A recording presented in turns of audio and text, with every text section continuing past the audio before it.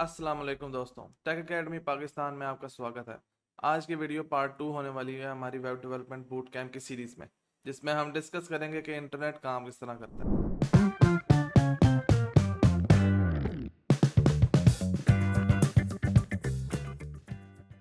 तो मैं वीडियो को शॉर्ट रखूंगा और बस सिंपल सिंपल टर्म्स में बताने की कोशिश करूंगा जो बेसिक आपको नॉलेज की ज़रूरत है कि इंटरनेट काम किस तरह करता है। तो जब आप अपने कंप्यूटर पे google.com सर्च करते हो ब्राउजर पे अपने, तो आपका कंप्यूटर आपके इंटरनेट के थ्रू रिक्वेस्ट भेजता है आपके नेटवर्क पे, क्योंकि जो गूगल की वेबसाइट है जो आपको शो होती है वो इंटरनेट पे किसी कंप्यूटर पे दुनिया में कहीं पर पड़ी हुई है जो आपको एक्सेस करनी है, और आप उसके लिए रिक्वेस्ट भेजते हो कि मुझे कि इंटरनेट मुझे ये वाली वेबसाइट ला के अब मेरे कंप्यूटर पर शो करे।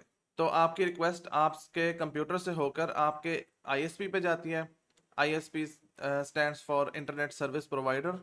जैसे हमारे यहाँ पाकिस्तान में पीटीसीएल या स्ट्रॉन्ग फाइबर होता है, तो इनके थ्रू ये आगे आपकी रिक्वेस्ट को फॉरवर्ड करते हैं, और फिर पाकिस्तान से या जिस भी कंट्री से आप हैं वहां से रिक्वेस्ट फॉरवर्ड होते हुए सबमरीन केबल्स के थ्रू, हाँ जी वही सबमरीन केबल, और सारा इंटरनेट पूरी दुनिया में वर्क इस इन्हीं केबल्स के थ्रू करता है। सैटेलाइट ऑप्शंस भी अब आ गई हैं, लेकिन मोस्टली जो इंटरनेट यूज होता है, हम जो यूज करते हैं, वो फास्ट इसीलिए होता है क्योंकि केबल्स के थ्रू जो लाइटनिंग फास्ट स्पीड से डाटा ट्रांसफर करती हैं, उनके थ्रू दुनिया में पूरे कंट्रीज कनेक्टेड हैं एक साथ, और फिर उन सबमरीन केबल्स के थ्रू आपकी रिक्वेस्ट उस कंट्री में पहुंचती है जहां पे गूगल की वेबसाइट होस्टेड है। तो वहां का जो नेटवर्क होता है वो आपकी रिक्वेस्ट को फॉरवर्ड करता है उस सर्वर पे जहां पे गूगल की वेबसाइट होस्टेड है, और फिर वो सर्वर आपको रिस्पॉन्स भेजता है उस गूगल वेबसाइट का, जो कि जिस रास्ते से आपकी रिक्वेस्ट जिस तरह पहुंची है उस तक सर्वर तक,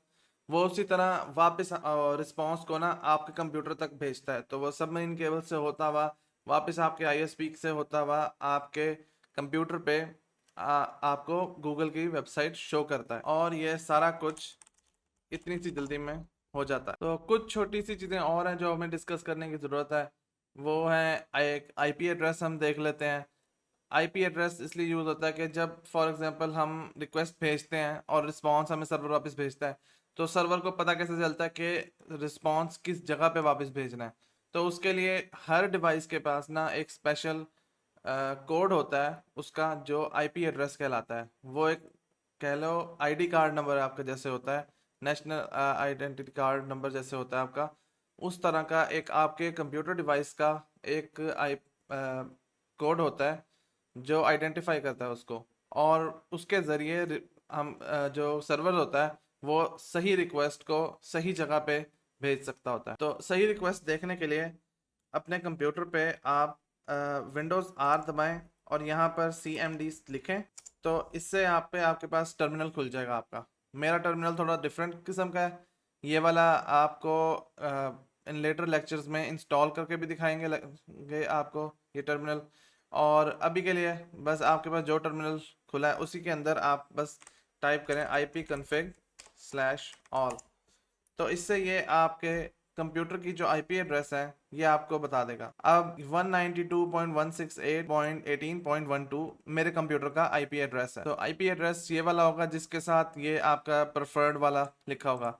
ये आपका लोकल नेटवर्क पे भी आईपी एड्रेस आपका यही वाला है। फॉर एग्जांपल अगर हमने कोई एप्लीकेशन अपने सर्वर कंप्यूटर पे होस्ट की हुई है, तो हम अपने मोबाइल से उसको एक्सेस करना चाहेंगे, तो वो एक्सेस इसी तरह होगी कि हम मोबाइल से इसी आईपी एड्रेस पे रिक्वेस्ट भेजेंगे। अब आखिरी चीज़, हम आखिरी दो चीज़ें तो देखनी है, उसमें से आखिरी चीज़, सेकंड लास्ट चीज़ ये होगी कि आपके कंप्यूटर की लोकल आईपी एड्रेस क्या होगी। तो मतलब अगर मैंने अपना ही कंप्यूटर ब्राउज़र से एक्सेस करना हो तो उसके लिए क्या आईपी एड्रेस होगा। उसके लिए हम लोकल आईपी एड्रेस अपना यूज़ करते हैं, और वो आईपी एड्रेस होता है 127.0.0.1।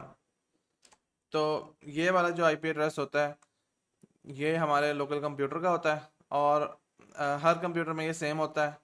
बाकी आईपी एड्रेस जो होता है वो कंप्यूटर टू कंप्यूटर डिफर करता है, लेकिन ये लोकल आईपी एड्रेस जो होता है ना वो हर कंप्यूटर में सेम होता है। तो इसको 127.0.0.1 लिखने की बजाय हम सिंपली इसको लोकल होस्ट भी लिख सकते होते हैं।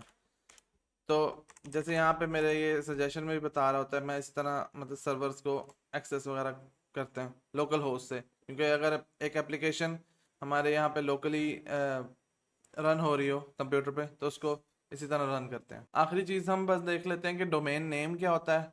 डोमेन नेम एक ख़ास नाम होता है वो भी।